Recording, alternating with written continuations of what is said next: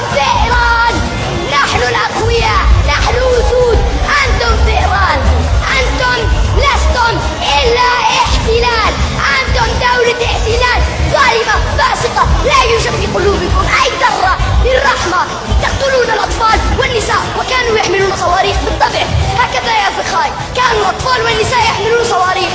أنت كاذب، أنت وكل جيشك، أنتم كاذبون، أنتم ليس في قلبكم ذرة واحدة من الرحمة، أنتم أيها الفسقة الظلمة، أنتم يا أبناء اليهودية.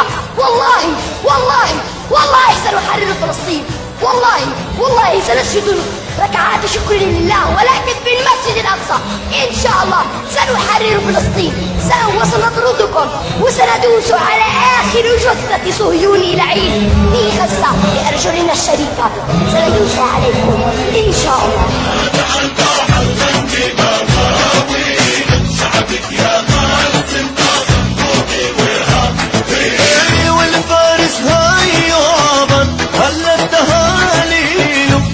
الشهيد ابتسم سمع الزغاريد.